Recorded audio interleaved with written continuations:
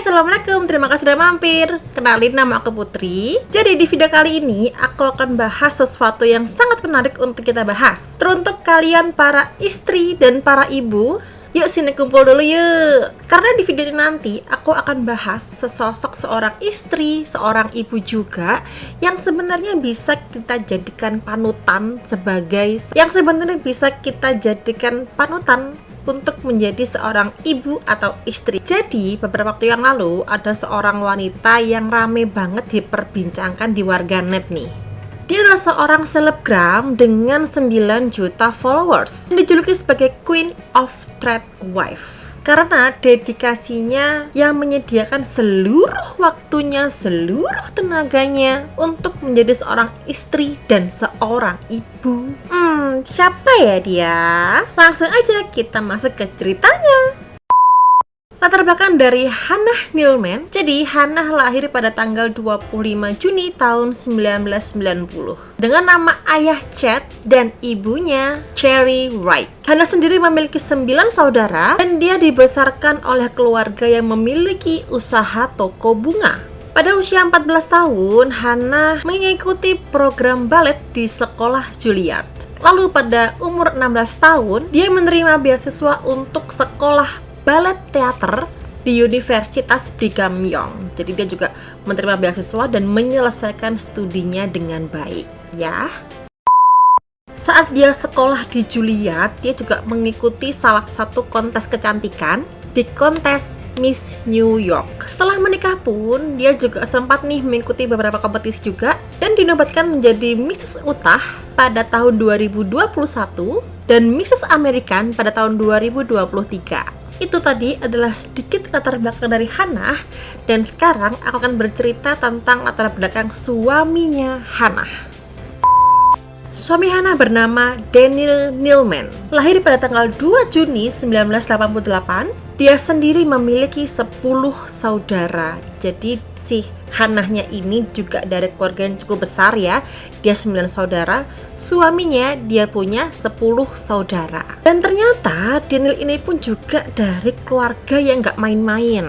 Keluarga yang cukup kaya dan berpengaruh. Ayah Daniel adalah David Gary Needleman. Ayahnya ini sudah mendirikan 5 maskapai penerbangan dan salah satunya adalah JetBlue Airways. Tahun 2006, si Daniel ini juga sudah menyelesaikan studinya di Brighton High School. Lalu pada tahun 2013, melanjutkan sekolah di Brigham Young University. Setelah itu dia melanjutkan lagi S2-nya di Universitas Utah. Selanjutnya akan aku bahas tentang kisah asmara mereka berdua ini ya.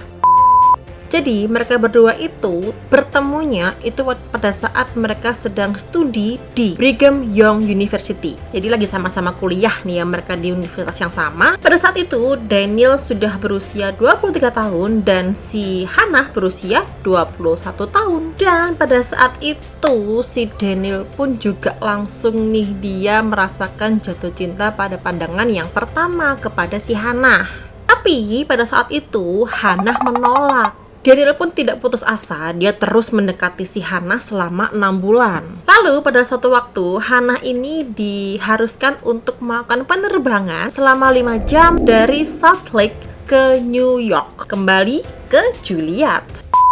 Pada saat itu, ini faktanya pada saat itu si Hannah tuh belum tahu kalau Daniel yang punya pesawat, Daniel yang punya maskapai yang akan dia naik, dia nggak tahu masian. Lalu si Daniel pun dia punya ide untuk mendekati Hannah untuk ngasih surprise nih ke dia dengan cara dia harus ikut di penerbangan dia di pesawat yang sama, kalau bisa duduknya tuh sebelahan tanpa butuh waktu yang lama. Ya jelas lah, bapaknya yang punya maskapai, jadi nggak butuh waktu lama untuk Daniel bisa mewujudkan itu.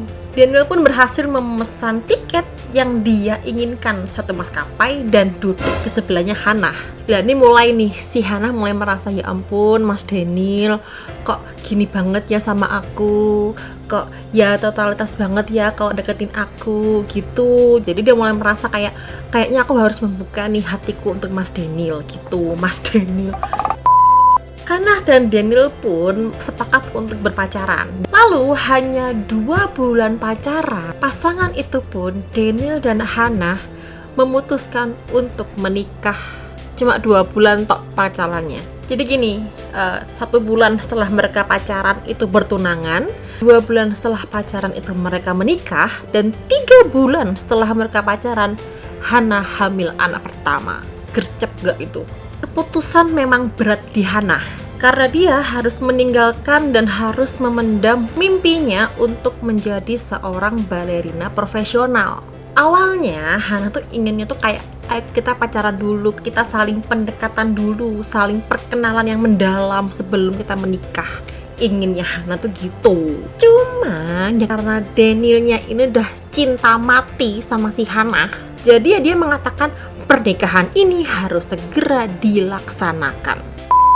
Saat itu Hannah membuat sejarah modern nih, dimana dia menjadi mahasiswa pertama yang hamil saat sekolah di Juilliard. Setelah melahirkan anak, dia hamil lagi, melahirkan lagi, hamil lagi. Dan saat ini anaknya mereka berdua, Daniel sama Hannah, itu ada 8 anak.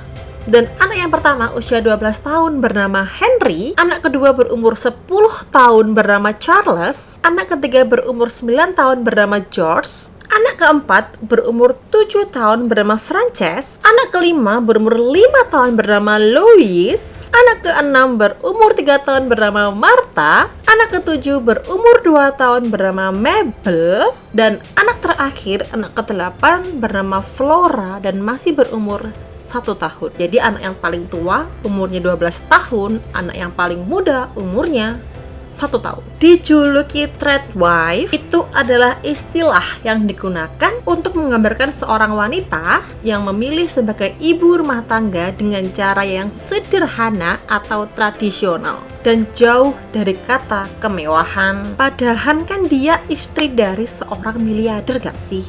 Bapaknya tuh yang punya maskapai loh. Kurang kayak apa itu? Dan di sini yang bikin kontroversi semua orang, ya kan, ya anaknya banyak gitu ya. Dan dia itu, jadi dia tuh melahirkan ke-7 anaknya di rumah aja. Ya, di rumah aja tanpa adanya obat pereda nyeri. Namun untuk anak ke-8, dia harus dilarikan ke rumah sakit karena sudah lebih dari 2 minggu di jadwal yang seharusnya. Makanya dia harus segera dilarikan ke rumah sakit dan harus segera mendapatkan tindakan. Jadi bayangin ya, melahirkan 8 kali, 7 kali di rumah, cuma 1 kali dia di rumah sakit. Itu pun karena dia lebih dari HPL. Fakta menariknya lagi, dengan dia memilih menjadi ibu rumah tangga yang sederhana, menjadi ibu rumah tangga dengan gaya yang tradisional ya, di rumahnya ini dia tidak memiliki ART. Percaya nggak sih? Ngurus rumah suami 8 anak loh. Percaya nggak? Dia itu sehari-hari mengurus anak, memasak sendiri, mengurus rumah, mengurus suami. Pernah ya, dia tuh sakit selama 1 minggu, tidak bisa berdiri, tidak bisa duduk, bahkan bangun dari tempat tidur pun tidak bisa, karena dia itu kecapean mengurus semua kebutuhan rumah. Tapi emang itu pilihan dia, jadi ya udah gitu loh. Dia pun di rumahnya punya ruangan khusus untuk anak-anaknya itu bersekolah. Awalnya ruangan itu kayak studio mini gitu ya, itu akan dia gunakan untuk studio baletnya dia. Cuman sementara ini dialihkan fungsi menjadi sekolah anaknya, tempat anaknya belajar gitu. Ya memang sih, dia tuh memilih untuk menjadi seorang istri yang tradisional, yang sederhana, solehah, dan rajin menabung. Namanya juga anak miliarder ya.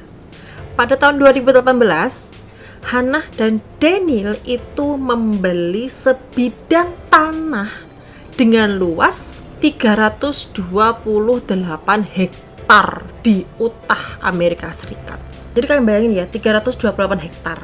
Lapangan sepak bola itu 0,7 hektar, tidak ada 1 hektar. Dan dia pada tahun 2018 membeli tanah seluas 328 hektar. Kalian mau bangun apa dengan tanah seluas itu? Bangun kota bisa di situ. Jadi Hannah Needleman mendaftarkan dirinya sebagai pendiri dan kepala eksekutif pertanian tersebut. Jadi di tanah itu dia itu membangun ada perkebunan, pertanian, peternakan, dan peternakan itu pun diberi nama Ballerina Farm.